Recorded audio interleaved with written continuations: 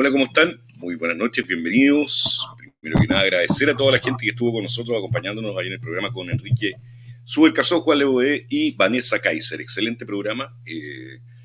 Un programa que además nos ayuda, para quienes no lo han visto, búsquenlo, ¿cierto? Es el programa en portada que se dio a las 8 hoy día, donde los tres juntos, ¿cierto?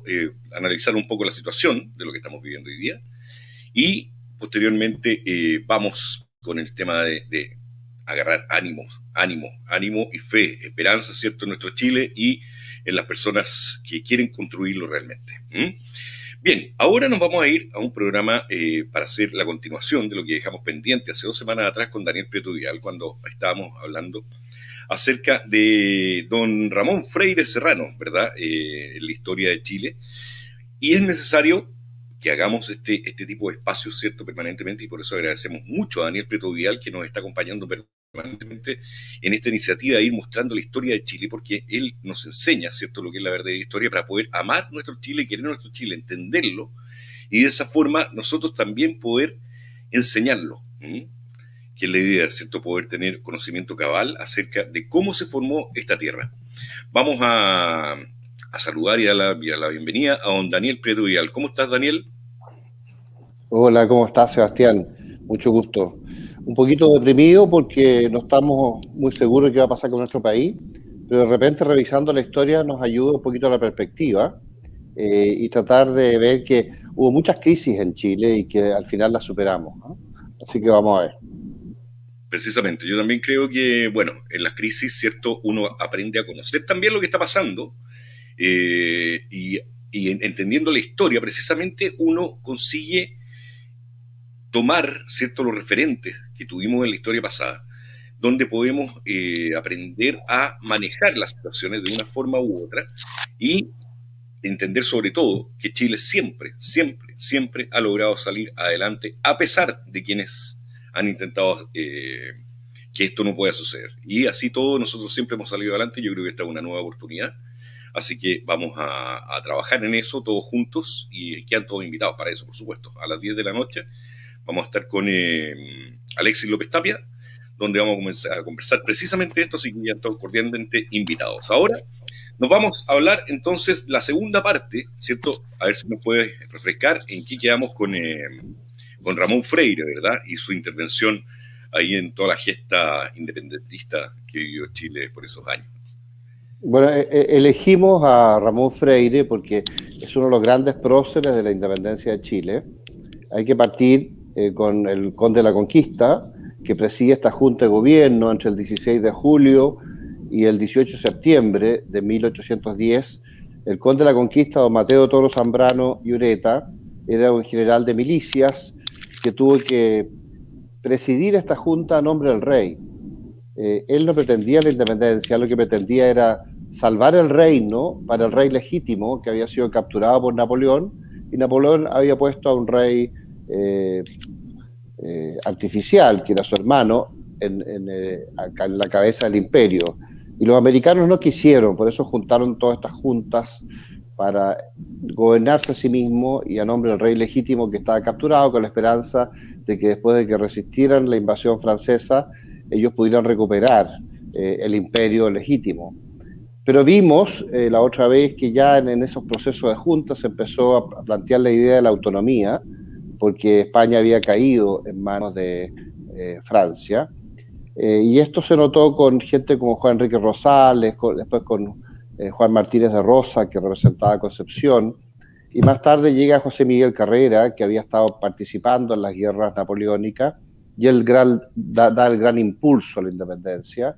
Ahí se produce la Patria Vieja, que es todo un proceso muy largo y que analizamos la otra vez, y después es reemplazado por Bernardo Higgins, que vuelve a Chile con José de San Martín, recuperan el país del ejército realista, y O'Higgins gobierna entre el año 17 y el año 23, cuando es sustituido por Ramón Freire, este personaje que tenemos a nuestra espalda, un hombre que había estado muy cerca de O'Higgins, que lo había salvado en Rancagua, fue el hombre que lo sacó con sus cazadores de Chile, bueno, y con los dragones de la frontera, perdón.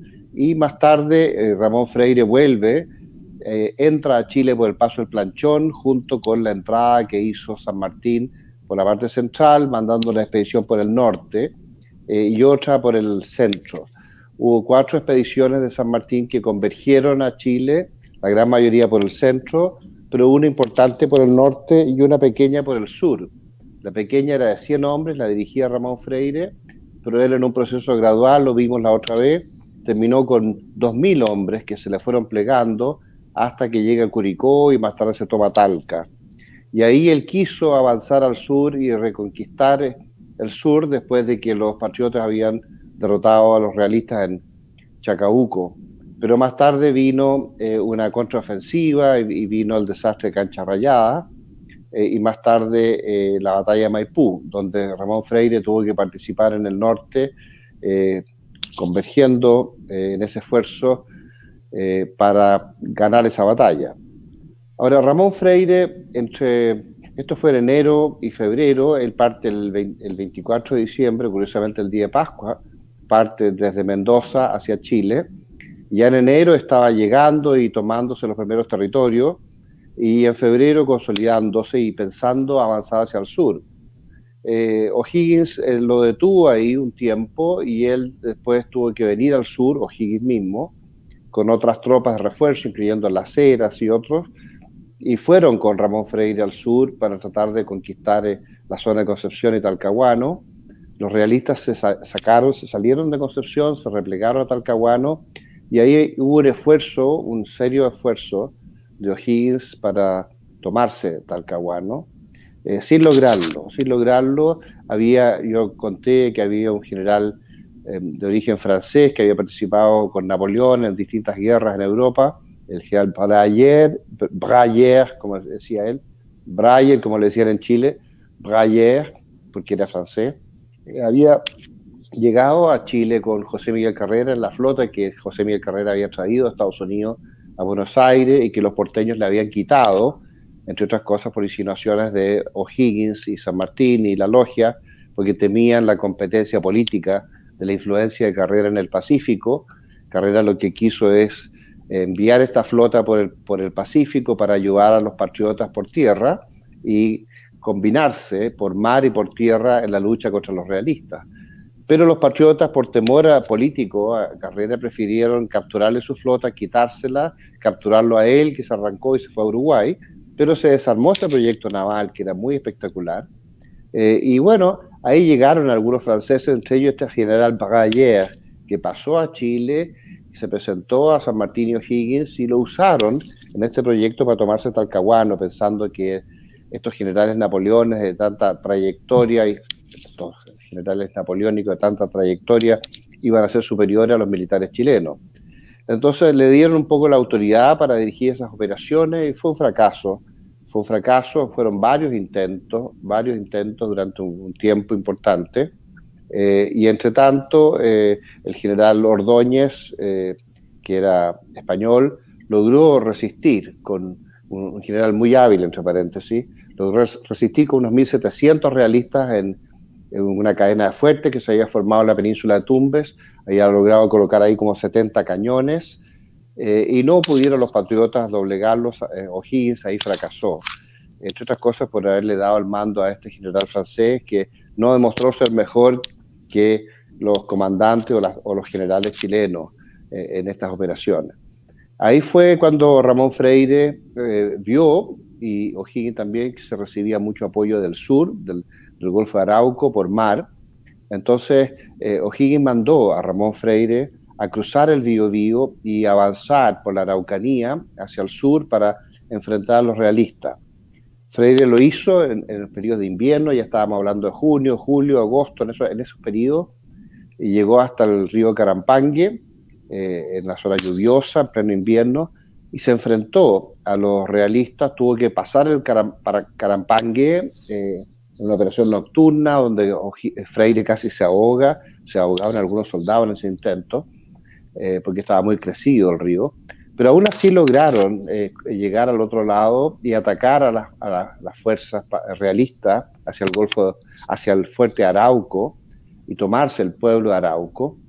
Y esto lo hicieron una vez, y después volvieron al norte con mucho equipamiento que había capturado Freire, él iba con alrededor de 340 hombres, en una operación intermedia.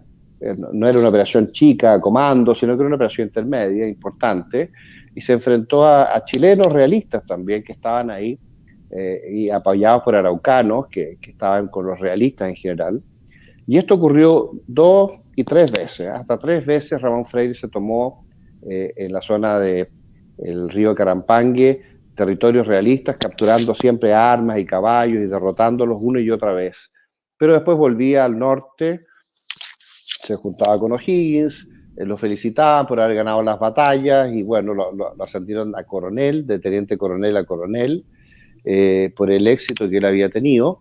O'Higgins tenía cierta prevención con Ramón Freire porque, como les conté la otra vez, Freire había participado en una operación carrerina, unas operaciones de corso por mar con el comodoro William Brown o Guillermo Brown, comodoro de origen irlandés, al servicio de Buenos Aires, y ellos partieron por el Atlántico hacia el Cabo de Horno, cruzaron hacia el Pacífico y subieron por la costa del Pacífico, por toda la costa chilena, peruana, no sé, de Colombia, incluso llegaron a Panamá, en operaciones para capturar buques realistas, ¿no? Operando específicamente, sobre todo en Ecuador, ¿eh? En la zona de Guayaquil, donde tuvieron muchas operaciones. Bueno, O'Higgins tenía cierta duda a Freire porque pensaba que Freire estaba muy vinculado a Carrera a raíz de esas operaciones espectaculares donde Ramón Freire demostró ser un hábil marino y un hábil comando de alta mar, una especie de infante marina o lo que hoy día sería una especie de fuerza especial o buzo táctico, capturando buques en alta mar realistas, y capturaron varios buques, dos de ellos fragatas muy importantes, con las cuales volvieron después a Buenos Aires. Otras, después de saquearlas y sacarle sus cañones y sus cosas, digamos, las hundieron esos buques, pero otros 2, que eran muy grandes, muy importantes, los trajeron de vuelta a Buenos Aires. Entonces los 3 buques con que partieron volvieron 5. Pero esas operaciones comando por mar habían generado una sospecha con O'Higgins, por eso que a pesar de eso, O'Higgins consideraba que Ramón Freire era el único mejor que podía estar operando en Concepción, pero tuvieron que replegarse porque supieron que llegaba Mariano Osorio con fuerzas de refuerzo del Virreinato del Perú y con tropas nuevas. Por lo tanto, hubo una alarma, no se sabía si iban a desembarcar en el norte o en Valparaíso o en el sur. Se combinaron con San Martín y San Martín les pidió que por favor se fueran al centro, se juntaran en Talca, porque era peligroso que las fuerzas estuvieran separadas. Mientras estuvieran concentradas, las fuerzas podían enfrentar a un gran ejército realista, pero divididas los podían batir en detalle y era peligroso. Es así como salieron de la Tablada, que está cerca de Valparaíso, donde estaban las tropas de San Martín, y se juntaron con las tropas que tenía O'Higgins en Talcahuano, tratando de tomarse Talcahuano, y fueron con Ramón Freire hacia el norte hasta Talca, donde más tarde, cuando avanza Mariano Osorio al norte, los derrota en Cancha Rayada en una operación nocturna sorpresa, que fue un desastre, y ellos tienen que irse hacia el norte, y bueno, después se da la batalla de Maipú, que como algo dijimos la otra vez, una gran batalla convencional entre las tropas patriotas y realistas, donde Ramón Freire tuvo una labor decisiva en dar vuelta a una batalla que pudo haberse perdido para los patriotas y que él con su carga de caballería logra ganar. Y con el segundo comandante de los Cazadores de Chile, que es el regimiento que dirigía Ramón Freire, el segundo comandante era Santiago Bueras, que muere en el ataque.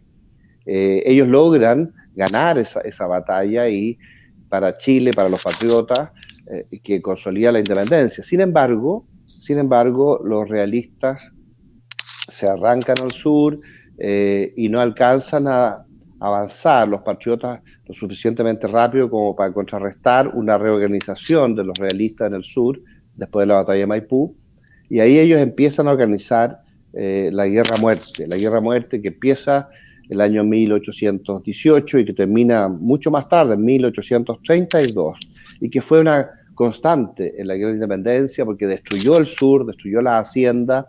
Los araucanos saquearon el sur, combinado con realistas, con chilenos realistas, partidarios del rey, en esta guerra de guerrillas irregular que hicieron de día y de noche, con mucha destrucción, con mucha quema de cosechas, que generó hambre, en fin. En ese periodo fue cuando se forma la Escuadra Libertadora del Perú, con un gran empréstito que O'Higgins y San Martín consiguen en Inglaterra, y con eso compran buques muy caros y traen a los mejores marinos del mundo en esa época, entre ellos a Thomas Alexander Cochrane, con varios oficiales ingleses, que dirigen esta escuadra chilena, una escuadra chilena con bandera chilena, que va con José de San Martín a cargo de las fuerzas terrestres, y con Cochrane a cargo de las fuerzas navales. Y digo chilena porque en un momento dado, José Miguel Carrera, que estaba muy enojado porque habían fusilado a sus hermanos, habían matado a su amigo Manuel Rodríguez, había muerto su padre, en fin, decide derrocar al gobierno porteño de Buenos Aires y después derrocar a San Martín y O'Higgins en Chile. Y él hace un levantamiento federal en Argentina que tiene varias batallas. Carrera gana esas batallas, se toma Buenos Aires, pero antes de que llegara a tomarse Buenos Aires, el ejército, el gobernador de las Provincias Unidas del Plata y el ejército argentino le pide a San Martín que mueva el ejército de los Andes desde Chile hacia Buenos Aires para defender Buenos Aires de los federales dirigidos por Carrera. San Martín se niega y los argentinos destituyen del mando a San Martín. Incluso lo juzgan en ausencia, lo consideran traidor, y para no perder su puesto, San Martín debe ser nombrado general chileno, y combinado con la bandera chilena es que él va a la Expedición Libertadora del Perú, y financiado por Chile, ya sin financiamiento argentino, porque él estaba en rebeldía con Argentina por no haber defendido el gobierno directorial de Martín de Pueyrredón, porque los federales finalmente derrocaron a Pueyrredón y se tomaron Buenos Aires. Pero San Martín siguió en su esfuerzo hacia el norte. Sí, pregunta, ¿tú me querías hacer una pregunta? Sí, una pregunta. Dime, Lo que pasa es que para poder sí. ilustrarnos un poco, Daniel, Yeah. respecto a esta relación que existe entre Chile, digamos, y los países latinoamericanos en general en esa época, porque hoy día no podríamos entender, ¿cierto?, que se acuda a militares, marinos, etcétera, ¿cierto?, de Europa, por ejemplo, para que nos vengan a ayudar en apoyo y a dirigir, de hecho, escuadras o dirigir tropas en general. ¿Por qué pasaba esto? ¿Cómo se daba esta relación entre los militares chilenos, los militares extranjeros que venían acá, ¿cierto? Y estaban a cargo de tropas, a cargo de cruzadas que se les encomendaban, ¿verdad? Y es algo que hoy día no es claro, digamos, no es fácil de entender. ¿Cómo se daba esta relación? ¿Por qué? Lo que pasa es que las guerras napoleónicas fueron como una especie de guerras mundiales, ¿eh? O por lo menos europeas, pero también americanas, porque las guerras napoleónicas generaron la independencia de la América hispánica. Y estos militares europeos pelearon contra Napoleón durante mucho tiempo, hasta que en 1815 lo derrocaron en Waterloo. Y quedaron cesantes todos estos militares que habían pasado décadas peleando contra los franceses en Europa. Hay que recordarse que Napoleón se tomó toda Europa excepto Inglaterra, que quedó defendida por su flota, por su gran Royal Navy, y ellos consiguieron que no se los tomaran. Pero las fuerzas inglesas fueron a Portugal y ahí pasaron a España, y aliadas de España pelearon con los españoles en contra de los franceses que se habían tomado España, y también los ingleses pelearon en Bélgica, Holanda, Luxemburgo, después fue la batalla de Waterloo, ahí aliados con el príncipe Blücher de Alemania, y también y Napoleón se fue a Italia, incluso se fue a Egipto, entre medio se tomó la isla de Malta, y derrocó a los caballeros de Malta que no quisieron defenderse porque ellos no peleaban contra cristianos, sino que solo contra musulmanes, en fin. Pero se tomó incluso Rusia, Napoleón, y llegó a Moscú, no sé si te acuerdas de esa parte. Por eso fue una especie de guerra mundial. Y eso afectó al Imperio Español, y el Imperio Español, esto fue una guerra panamericana, no fue una guerra chilena por la independencia, fue una guerra en que Bolívar, por ejemplo, empezó a actuar desde el norte, desde el Virreinato de Nueva Granada, lo que después fue Colombia, Venezuela, Ecuador, Panamá, avanzando hacia Perú. Y desde Buenos Aires hacia Chile, con San Martín, y después de Chile hacia Perú, fue un movimiento del sur al norte en Sudamérica y del norte al sur en Sudamérica. El caso de México fue distinto porque era tan grande el territorio mexicano. Hay que acordarse que México incluía como el 60% del Estados Unidos actual. Hay que acordarse que el 60% de Estados Unidos era español. La gente como que no se da cuenta de eso. Piensa que era inglés. No, los ingleses tenían una franja pequeña al norte de la Florida y entre medio estaban los indios y más acá estaba la Luisiana francesa y después estaban los españoles dominando el 60% de lo que hoy día es Estados Unidos. Entonces esto fue una guerra panamericana. Y cuando se forma la escuadra libertadora, es una escuadra chilena que domina todo el Pacífico, incluyendo hasta las costas norteamericanas actuales, que en esa época eran mexicanas, hasta California llega la flota de Cochrane, operando en todo el Pacífico. Era la flota chilena la que domina a las flotas realistas en todo el Pacífico. Y es ahí cuando se va Cochrane con San Martín y Freire es enviado al sur, este personaje que tenemos a mi espalda, que se hizo muy amigo de Lord Cochrane, se combinaron, incluso Freire le pasó las mejores tropas que él mismo había entrenado para tomarse Valdivia en un momento dado, con Bochef, con Miller, con unos ingleses y un francés que había estado en la guerra napoleónica, con Tupper, que había estado con las tropas inglesas, con Bochef, en fin. Bueno, y esta acción en Valdivia, después la intentó Cochrane en Chiloé sin lograrlo, y lo que ocurría era que San Martín operaba con los recursos chilenos en Perú, y O'Higgins le mandaba todos los recursos que tenía Chile a Perú y no le mandaba recursos a Freire en Concepción para enfrentar a los realistas y esta guerrilla de los Ferrebú, de los Picó, de los Senosoaín, de los Benavides, de los Pincheiras, que eran todos estos guerrilleros realistas aliados a los araucanos que asolaron el sur y que destruyeron el sur. Entonces Freire, muy aislado, el ejército chileno muy enojado, finalmente se levanta y derrocan a O'Higgins. Y derrocan a O'Higgins porque consideran que en un momento dado O'Higgins apoya a San Martín cuando San Martín está tratando de sobornar a los oficiales de la flota chilena para salirse de la flota chilena y formar la flota peruana, dirigido por Guise, y bueno, dirigido por supuesto por José de San Martín. Y ahí se producen grandes divisiones entre Cochrane y San Martín, y Freire apoya a Cochrane, está en contra de San Martín en eso, y O'Higgins apoya a San Martín y está en contra de Cochrane en eso, y el ejército chileno considera que O'Higgins está traicionando a Chile al apoyar a San Martín en dividir la escuadra chilena. Y bueno, y porque no les mandaba recursos a ellos en su guerra contra los realistas en Concepción.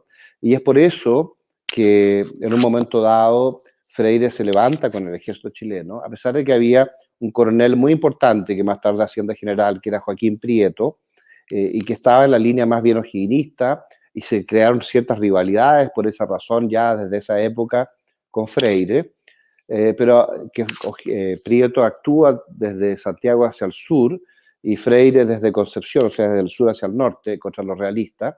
En un momento dado, Joaquín Prieto, el coronel Joaquín Prieto, derroca a los Benavides completamente en la batalla de las Vegas de Saldías.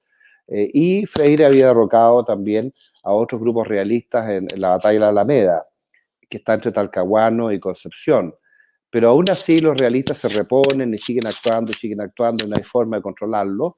Entonces se levantan y expulsan a O'Higgins y ahí es cuando Freire es nombrado director supremo, a pesar de que él no quería. Y incluso también querían algunos hacer un juicio y meter preso a O'Higgins, otros querían fusilar a O'Higgins. Freire, que había luchado con O'Higgins en la guerra de independencia en muchas batallas, lo impide y le permite a O'Higgins salir dignamente de Chile con su madre, con sus hermanas, con su hijo, y se va al Perú exiliado. Y Freire pasa en ese periodo que se llamó después de la anarquía, a intentar varios proyectos democráticos, porque Freire era muy democrático, pero en orden y con recursos para controlar a los realistas, esta guerrilla realista que asolaba Chile, y con recursos también especiales que le pidió en sus distintos gobiernos, porque entre paréntesis Freire tuvo muchos gobiernos, él renunciaba y después lo volvían a llamar, él renunciaba, lo volvían a llamar, y él dijo, ya, yo me quedo con la condición de que me den los recursos para liberar Chiloé. ¿Por qué? Porque él veía que los realistas la guerrilla araucana y la guerrilla de los Pincheira y los Benavides recibía mucho apoyo de Chiloé, mucho apoyo de Valdivia. Entonces ya se habían tomado Valdivia, ahora había que tomarse Chiloé para que no siguieran recibiendo este apoyo que les hacía tan difícil el control de la guerrilla. Y él intenta en una oportunidad esta operación contra Chiloé fracasando. Fracasa igual como había fracasado Cochrane, que había intentado tomarse Chiloé también y había fracasado en distintos proyectos que había tenido Cochrane para eso. Y después tiene que hacer una segunda expedición, Freire, mejor organizada y muy en el límite, porque la resistencia en Chiloé de Antonio de Quintanilla, este coronel realista chileno por lo demás, pero partidario del rey, fue muy eficaz, muy eficiente, muy bien organizada la defensa de Chiloé y el apoyo que Chiloé le dio a los realistas durante toda la guerra de independencia en Chile también. Pero finalmente Freire consigue derrocar a Antonio de Quintanilla y lo reconoce como un digno enemigo y lo respeta y le permite viajar a España y le permite llevarse sus bienes y respeta a los realistas que participaron por la causa del rey sin ninguna venganza y permitiéndoles mantener sus bienes, en fin, que fue una cosa muy civilizada. Bueno, y con ese tratado de Tahuntauco, Chiloé se incorpora a Chile y Freire ya quiere renunciar porque ya había estado varias veces director supremo y lo vuelven a llamar y bueno, ahí pasa por distintos periodos. Hay un periodo en que influyen los carrerinos, que influyen los estanqueros. Él consigue, el mismo Freire consigue que el señor Diego Portales, junto con el señor Correa de Sá, que había formado una empresa, crea un estanco del tabaco, de los licores, de los naipes, una especie de monopolio, con la condición de que ellos paguen esta gigantesca deuda externa chilena del empréstito británico para la guerra de independencia, para formar la flota y para financiar la traída de Cochrane y todos sus oficiales. Bueno, Portales fracasa al final, entonces vienen otros intentos de, no sé, Francisco Ramón Vicuña y Larraín, su hermano Joaquín Vicuña, en otro momento es Francisco Antonio Pinto, en otro momento es Infante, en otro momento es el coronel Campino que hace un golpe de Estado, después vuelve el mismo Freire a gobernar, en un momento dado Manuel Blanco Encalada, que asume como presidente de Chile durante unos 3 meses, en fin, entonces ese periodo se llama el periodo de la anarquía. Y nombra en un momento dado intendente del sur a Joaquín Prieto, que junto con su hermano y su hermano mayor Ángel, que había organizado con los duendes los proyectos de la independencia tan temprano como en 1802, ellos plantean que hay que tomar medidas muy extremas para controlar el terrorismo guerrillero de los araucanos y de los Pincheira y los Benavides, que habían destruido el sur. Entonces él, por salvar a la familia, por salvar a la gente que está en el sur, decide tomar medidas muy extremas, que Freire en un momento dado apoya, pero en otro momento considera que hay unos desacuerdos entre quién va a controlar el ejército. Freire es el mayor jefe del ejército, Prieto está justo debajo de él en jerarquía, pero Prieto considera que Freire no logró controlar a los realistas y él cree que hay que usar un método distinto y él cree tener la solución para eso. El hecho es que se genera una guerra civil, que algunos llaman una guerra civil entre los pipiolos y los conservadores, o sea, los pipiolos que eran como los liberales y los pelucones que eran los conservadores. Pero eso no es tan cierto porque el mismo Ramón Freire era un hombre bastante conservador. Lo que pasa es que él se siente un poco más solicitado por los pipiolos y por los liberales en esta guerra civil y un poco más rechazado por los pelucones y por los conservadores que empezó a dirigir Prieto. Y por eso se produce la división. No es que Freire fuera un hombre liberal, porque no lo era, pero se vio apoyado por ese grupo y se vio más bien rechazado por el otro.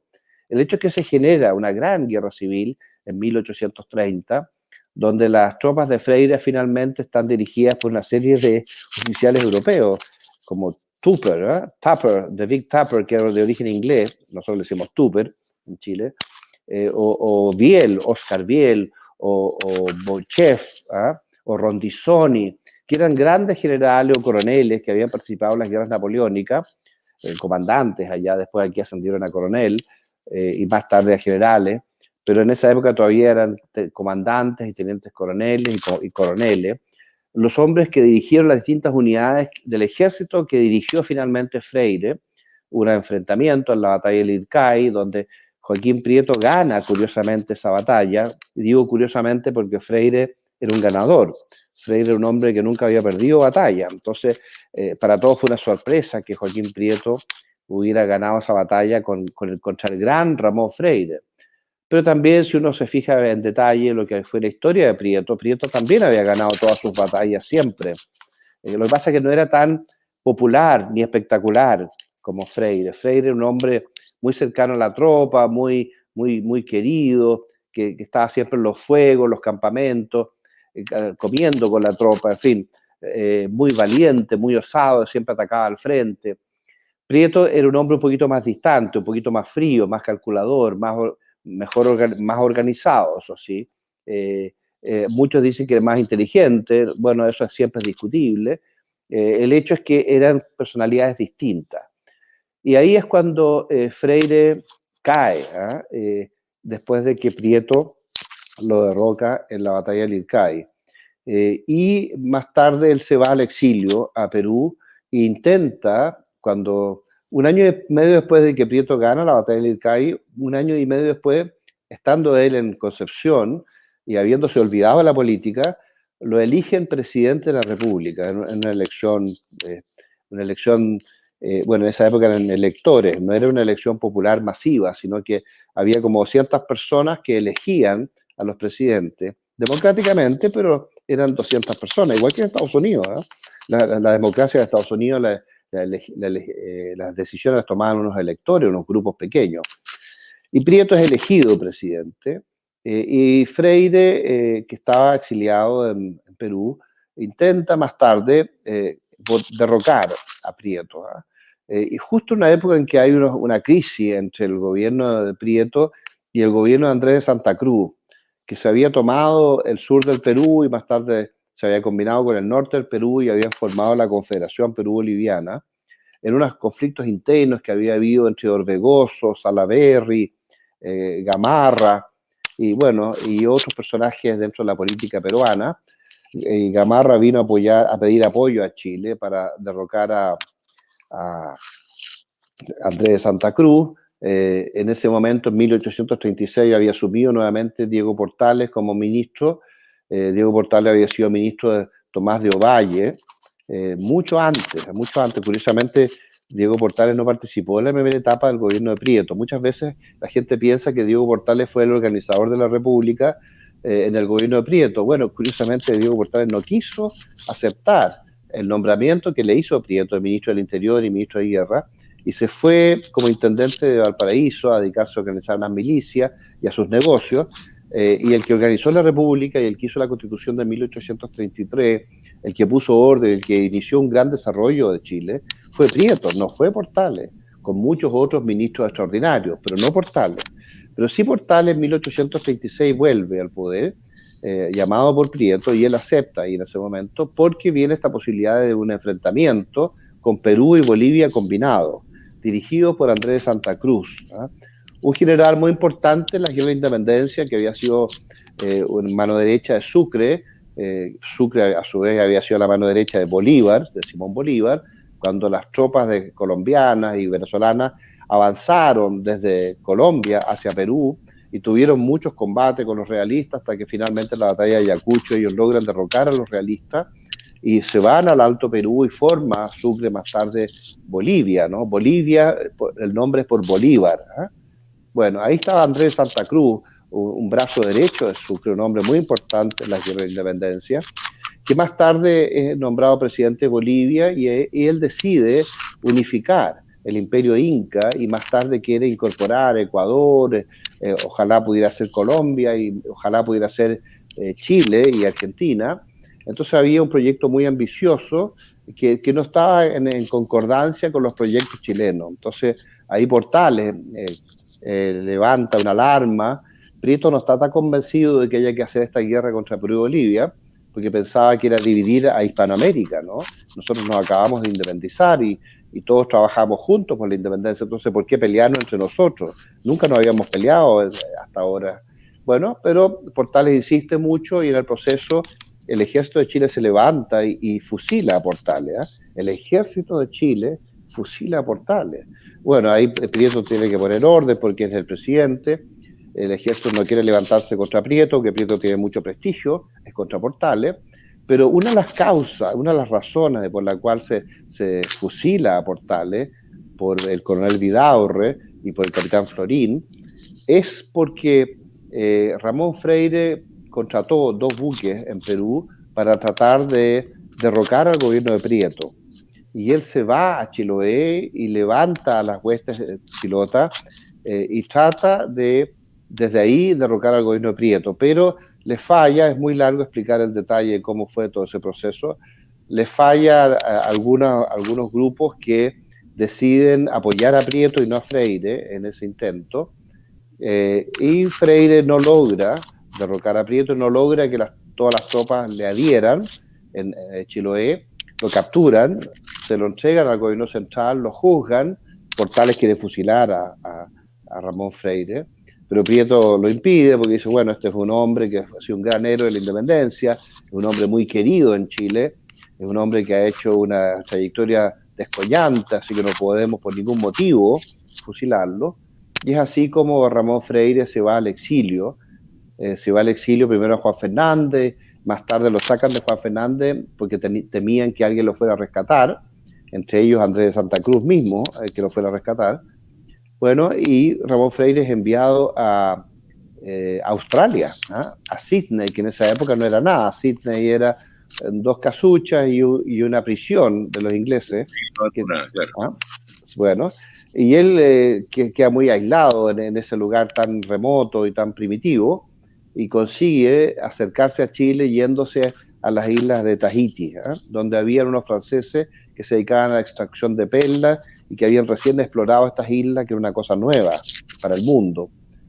Ahí él vive con este francés que lo acoge en Tahití y se dedican a la extracción de perlas, y en un momento dado un almirante francés trata de tomarse las islas y bueno, Freire negocia a nombre de la reina Pomaré de Tahití, negocia con este francés.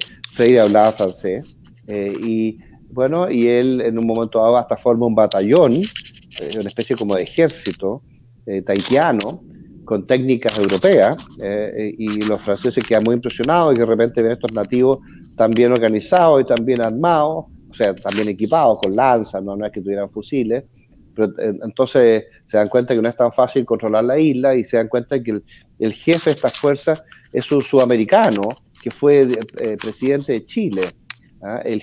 Y bueno, y la reina Pomaré, que era una niñita muy bonita de 14 años cuando asume como reina, ya en esa época tenía como 16 años, bueno, nombra a Freire como asesor personal de ella, y Freire le consigue a la monarquía tahitiana que los franceses no los eliminen y no los arrasen, y consigue en unos tratados posteriores que Francia se convierta en un protectorado en Tahití, pero no en una especie como de destrucción de los nativos. Y la reina Pomaré, muy agradecida con Freire, hay unos cuentos por ahí de que ella tuvo 2 hijos con Ramón Freire, así que la relación de asesoría fue bastante cercana, como tú te podrás imaginar. Bueno, más tarde, Freire, después de estar un par de años en Tahití, asesorando a la reina Pomaré y negociando estos acuerdos con Francia que le han permitido hasta el día de hoy a la monarquía nativa tahitiana existir en Tahití, hasta el día de hoy. Y por eso es que hay tanto respeto por los nativos en los últimos 200 años de historia de Tahití, hasta el día de hoy, por parte de los franceses. Hay mucha armonía, en fin. Eso partió por estas negociaciones, curiosamente. Ahora Freire vuelve a Cobija, en lo que era una especie de puerto boliviano. Acuérdate que Bolivia recién se había creado, Bolivia era parte del Alto Perú, que después fue asignado al Virreinato del Plata y debió haber sido parte de Argentina. Pero bueno, en ese momento era un estado nuevo, que casi no tenía puerto en la costa, excepto este pequeño puerto primitivo, Cobija, cuyo gobernador quedó muy impresionado de tener ahí exiliado a un expresidente de Chile, a un exdirector supremo, a este famoso personaje tan conocido en la historia de América, porque todo el mundo hablaba de Ramón Freire en esa época. Hoy día nadie se acuerda de él, pero Ramón Freire era uno de los hombres más importantes de Sudamérica, por todo lo que había significado su trayectoria bélica, la cantidad de batallas que había ganado y cómo había logrado él ganar la batalla de Maipú, cómo se había tomado Chiloé, cómo había derrocado en varias batallas a los realistas en la Guerra a Muerte, en fin, cómo había sido tantas veces director supremo, una vez presidente de Chile. Así que era muy conocido y este gobernador de Cobija lo recibió y lo acogió, pero temían en el gobierno de Prieto de que en algún momento dado, con las influencias que podía generar Freire, pudiera intentar nuevamente derrocar al gobierno de Prieto y es así como a través de un ministro vial, curiosamente el ministro vial que está asignado como diplomático en Bolivia, presionan para sacar de Cobija a Ramón Freire, finalmente lo consiguen, él se va a Sucre, en el interior de Bolivia, lo que antes era Chuquisaca. El hecho es que finalmente Freire es amnistiado en el gobierno de Manuel Bulnes, que era sobrino de Joaquín Prieto y que también había estado con Prieto en contra de Freire, pero ya era otra generación, era más joven Bulnes, y consideraba que este personaje era demasiado importante en la guerra de independencia, junto con O'Higgins y Freire eran como los más importantes en la guerra de independencia, exceptuando Carrera, que era el hombre que había iniciado todo, ¿no? Pero después vino O'Higgins y después vino Freire. Entonces no podía un personaje tan importante en la historia de Chile estar exiliado, y Bulnes lo perdona, y Freire vuelve a Chile, y pasa los últimos 10 años de su vida con su mujer, doña Manuela Caldera y Mascayano, una mujer de mucho carácter que siempre participó en las luchas de la independencia, una gran líder, y él muere en un cáncer a la garganta, por ahí por el año 1851, pero él vuelve, entiendo que en 1841, tendría que revisar esa fecha porque no me acuerdo de todo, ¿eh? Estas cosas están todas, sin un libro que vaya siguiendo los detalles. Pero Freire es el primer chileno que recibe una estatua, y el pueblo de Chile quiere levantarle una estatua por su trayectoria y por lo querido que era. Una persona muy cercana al pueblo, a pesar de que era de la nobleza española, su padre también, había dirigido muchos ejércitos, había sido jefe de Estado, en fin, pero era muy cercano al pueblo, muy querido por su carácter, por su forma de ser, muy admirado. Y por eso insistieron entre todos hacer donaciones populares y también de las clases altas que también lo admiraban, y se hizo una estatua, que es la primera estatua para un héroe que se ha hecho en Chile. Y la estatua de Ramón Freire, que todavía está en la Alameda, y que curiosamente no la han destruido, espero que no la destruyan, porque eso es parte de nuestra trayectoria más antigua. No lo nombres, no nombres siquiera la posibilidad, podría estar dando una idea por ahí, ¿eh? Sí. Oye, Daniel Prieto, nos quedan 10 minutos. En 10 minutos me gustaría, tal como te decía, algún detalle, porque yo me fui en líneas generales porque yo sé que tenemos poco tiempo, entonces sí, está claro. A ver, tú nos explicaste recién por qué esta relación entre los militares, ¿verdad? Cómo influían militares europeos acá, participaban, ¿cierto?, de la batalla, etcétera.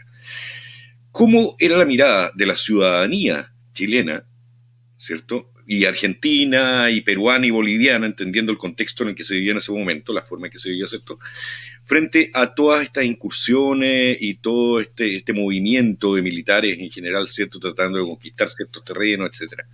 ¿Qué es lo que pensaba la ciudadanía acerca de todo esto? Porque tú nos comentaste en un programa anterior que la ciudadanía en el caso de la independencia no estaba muy de acuerdo con la independencia. Estaban cómodos, ¿cierto?, como estaban. Y cómo iban a esta altura, cuando ya estamos hablando de Portales, ¿cierto?, de Bulnes, de Freire, cómo iba la sensación de la ciudadanía respecto a toda esta historia que se estaba escribiendo en ese momento. Bueno, depende de cómo se comportaran esos oficiales europeos.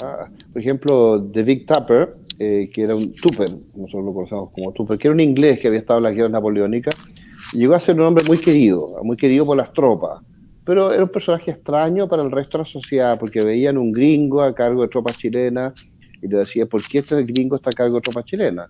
Después le ocurrió lo mismo a este francés que se llama Oscar Viel, que también había sido un comandante napoleónico, que había participado en muchas batallas, había tenido mucho éxito. bueno, ¿y por qué este francés está a cargo de tropas chilenas? Y después le ocurrió lo mismo a Beauchef, ¿eh? Y a Rondizoni. Entonces, era cuestionable. Curiosamente, esta gente siguió a Ramón Freire, que estos europeos, tanto los ingleses como los franceses, que habían estado en grandes guerras en Europa, admiraban mucho a Freire, ¿eh? Por su habilidad, por su valentía, por su capacidad de organizar y dirigir ejércitos. Además, lo veían casi como un alemán o como un sueco, porque era medio rubio, de ojos claros. Entonces, ellos lo sentían un europeo más. Y por otro lado, Joaquín Prieto dirigía este ejército que era mucho más chileno, todos eran chilenos en el ejército de Prieto. Y era distinto, porque era la aristocracia militar de Concepción en el ejército de Prieto. Era su sobrino, Manuel Bulnes Prieto, hijo de su hermana. Estaba José María Lacruz Prieto, hijo de una prima, digamos. Entonces era como la familia. Después estaba, no sé, de Cese y Prieto, que era otro de los personajes, que era hijo de la otra hermana de Prieto, que era un comandante de otro de los regimientos. Estaba Urriola, en fin. Entonces, en general, este ejército de Prieto que se enfrentó con el ejército de Freire en Lircay, le decían los chilenos y los otros le decían los gringos. Pero las tropas eran todas chilenas, de ambos lados. Pero los oficiales eran como gringos y a Freire lo veían casi como gringo, a pesar de que Freire era español. Pero también como lo veían tan rubio, tan de ojos azules, decíanle el gringo. Bueno, pues ganaron los chilenos, y es que ganó Prieto en este caso con su familia que dirigió esa guerra, esa batalla. Y esta gente fue muy perseguida. El mismo Tupper fue asesinado en la batalla al final. Hubo unas tropas que persiguieron a Tupper, que en la última etapa, para tratar de salvar su vida, se arranca y lo persiguen kilómetros hasta que lo pillan y lo lancean, que fue una cosa atroz. Era bastante extrema la forma como se peleaba. Pero bueno, es así como se impone Prieto y esto le permite a Prieto ser elegido presidente por una elección, no te digo yo popular, porque eran electores, pero es elegido. Y es ahí cuando Chile empieza una democracia estable, porque el que empieza la primera democracia estable en toda América Latina es Joaquín Prieto. Y él es reelegido en 1836 y después quieren reelegirlo en 1841, él se niega. Pero dice, el más cercano a Prieto era su sobrino, su discípulo, el coronel Manuel Bulnes, que ya había ascendido a general, porque había peleado en la guerra contra la Confederación Perú-Boliviana y había ganado esa guerra, en 5 batallas terrestres y 2 batallas navales, en fin. Entonces tenía mucho prestigio Manuel Bulnes, tanto como Prieto, y era Manuel Bulnes Prieto, era hijo de su hermana, y eligen a Manuel Bulnes presidente de Chile, y después lo reeligen en un segundo periodo. Por lo tanto, dura 5 años, después 10 años, Bulnes, y después eligen a Montt, que pudo haber sido José María Lacruz Prieto, el otro primo de los Prietos. Entonces, los Prietos tenían bastante influencia y muchos vínculos con los Bulnes, con los de Lacruz, con los Benavente, con los mismos Serrano, en fin. Hasta con Freire en una época, a pesar de que después los Prietos y los Freire se distanciaron por estas diferencias de interpretación de cómo llevar la guerra contra los realistas en el periodo de O'Higgins. Y hay una división bastante fuerte entre los Prietos y los Freire. Pero yo reconozco que Freire fue un héroe espectacular, objetivamente. Sí, sí, claramente, un tremendo militar, más que político, un tremendo militar en Chile. Estoy de acuerdo con lo que nos has relatado. Una cosa que quizás convendría recordar es que en el gobierno de Freire, otra de las cosas que se organizó fue otra expedición libertadora del Perú, que es muy desconocida y sin ningún empréstito inglés, sino que con puro ñeque nomás. Se formó una flota importante, como de 12 buques, mandada por José María Benavente, que llevó esta flota hacia Perú y tenía que juntarse ya con Francisco Antonio Pinto para apoyar las causas patriotas contra las tropas todavía realistas que quedaban y para garantizar los últimos reductos realistas que resistían. Pero se encontraron con una guerra civil en Perú entre patriotas. Entonces, Francisco Antonio Pinto y José María Benavente, que ya había ascendido a general. José María Benavente fue el coronel que junto con José Miguel Carreras había tomado Buenos Aires en la guerra civil federal en Argentina en 1820, junto con Francisco Ramírez de Entre Ríos, con Estanislao López de Santa Fe, ¿no? Bueno, curiosamente, este mismo José María Lacruz, que era un carrerino, vuelve a Chile, es contratado por Ramón Freire, lo ascendido a general y mandado en esta nueva expedición libertadora del Perú, que no interviene, ¿eh? No interviene porque como hay guerra civil en Perú, ellos no se atreven a intervenir porque no quieren pelear entre patriotas, ¿eh? Querían pelear contra los realistas, pero no entre patriotas. Y la flota vuelve a Chile. Pero es decir, notable que se haya formado esa flota en el gobierno de Freire, bajo la dirección de José María Benavente, que tenía que juntarse con Francisco Antonio Pinto en Perú. Bueno, eso es un otro detalle, ¿no? Sí. Pero muy Oye, importante. se nos acaba el tiempo. Bueno, eso Vamos, es. terminando este ciclo con Freire, no, me gustaría que, primero, Verónica Lluveria debe ser Ya. una pariente muy lejana tuya, ¿cierto? Porque tiene antepasado entre los Cruz y los Freire. Ya. ¿Ya? También por ahí tiene alguna relación, ¿cierto? Histórica con también tus antepasados, específicamente con el presidente de la República, que fue reconocido, como bien tú dices, como uno de los primeros gobiernos bien establecidos, ¿verdad? Aquí en el ¿A Cono cuál Sur, te refieres? ¿A cuál te refieres? José Joaquín Ah, Joaquín Prieto. Prieto, ya, ok. Sí, sí, obviamente. Pero la última pregunta con Freire, para poder terminar este ciclo con él, Sí. ¿cierto? ¿Cómo terminó Freire? ¿En qué quedó el tema Freire? ¿Cómo murió Freire? ¿Cierto? ¿En buena lid? ¿En mala lid? ¿Qué pasó con él finalmente? Mira, curiosamente murió en el gobierno de Manuel Montt, que recién había asumido, en medio de la guerra civil que se produjo en 1851 entre José María de la Cruz Prieto, José María de la Cruz Prieto, y su primo hermano, Manuel Bulnes Prieto. Entre paréntesis, algunos decían que la familia Prieto era una especie como de dinastía, que iba a gobernar Chile porque ya llevaban como 20 años gobernando y se pensaba que José María de la Cruz iba a ser el próximo presidente, entonces iban a gobernar 30 años y después quién sabe quién más vendría la familia Prieto a gobernar, porque era Joaquín Prieto, después Manuel Bulnes Prieto, después hubiera sido José María de la Cruz Prieto. Pero la influencia de los Prietos acaba con Bulnes porque hay una división dentro de la familia Prieto, una división entre estos dos primos hermanos, Manuel Bulnes y José María de la Cruz, que los dos tenían mamás que eran primas hermanas, una hermana Joaquín Prieto y la otra era prima. Y en la batalla de Loncomilla, Manuel Bulnes derroca finalmente a José María de la Cruz.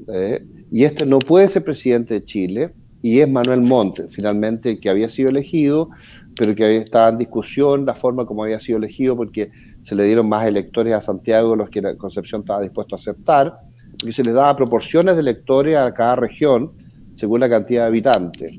Y en un momento dado ellos consideraron que Santiago hizo trampa porque se triplicó la cantidad de electores de Santiago y por eso salió Manuel Montt y no José María de la Cruz, elegido presidente. Entonces, como ellos consideraban que hicieron trampa, vino esta guerra civil y curiosamente Manuel Bulnes apoyó al gobierno de Santiago y Joaquín Prieto, que era su tío, no quiso participar porque era un conflicto dentro de la familia y Manuel Bulnes gana la batalla. Entre paréntesis, en la mañana había ganado José María de la Cruz la batalla, pero después, como eran primo hermano, oiga primo, ¿por qué no nos juntamos a almorzar y vemos si podemos parar esta batalla? Entonces se juntaron a almorzar José María de la Cruz con Manuel Bulnes y bueno, y dicen que en la tarde se reanudó la batalla, que la estaba ganando José María de la Cruz y en la tarde la ganó Manuel Bulnes. O sea, la famosa batalla de Loncomilla, que fue una batalla muy, muy sangrienta, porque ninguno de los dos se quería rendir. ¿eh?